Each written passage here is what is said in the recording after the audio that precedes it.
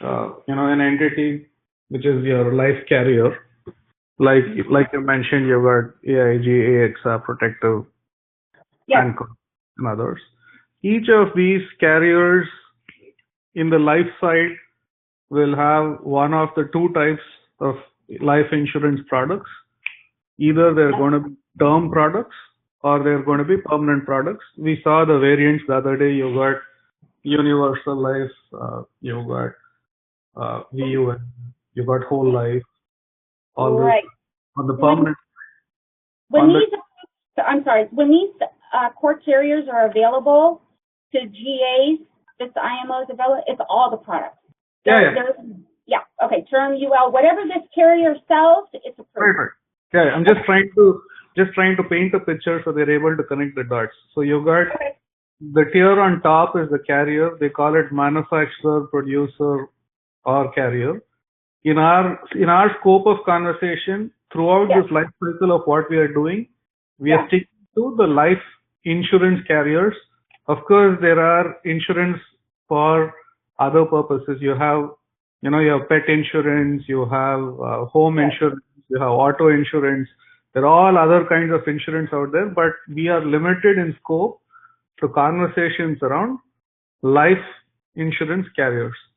So there are a bunch of carriers. There are probably, there are a lot of them, but typically each IMO will pick and choose anywhere from 6 to 20 or 30 carriers that they specialize in. For example, AIMCOR works with around 18 insurance carriers, but 6 are their primary insurance carriers. Like 80% of their business comes through Banner.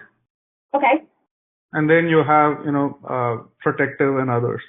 Similar, Protective is a life insurance carrier, but Protective also has a BGA called First Protective, where they do only distribution, and they do distribution for 6 companies: John Hancock, Prudential, Protective, AIG, AXA, and one more. So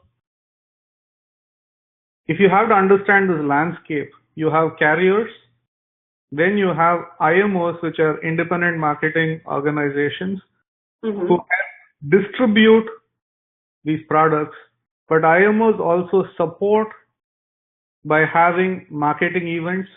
They negotiate larger deals, better commission, so you can place a policy more easily and probably get preferential rates also.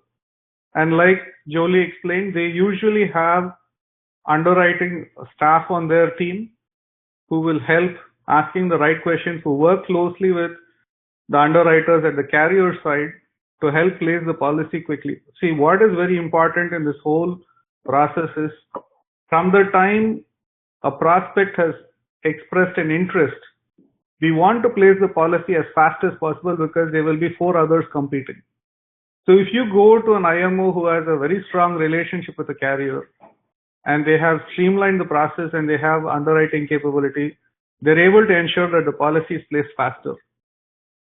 That way you're securing the business. Right. You got the carrier, you got the IMO, and below the IMO comes your general agency or BGA, broker general agency. And even though we are working with IMOs, actually the services we render are always BGA services. Exactly. In the sense, it is the BGA who does all these functions we talked about. We talked about case management.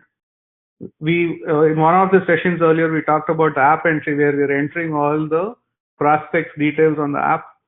We do that on their CRM, whether it is Smart Office or Agency Integrator or 1HQ. That's a BGA function where you actually go in and key in the data. You do licensing and contracting. Licensing and contracting is a place you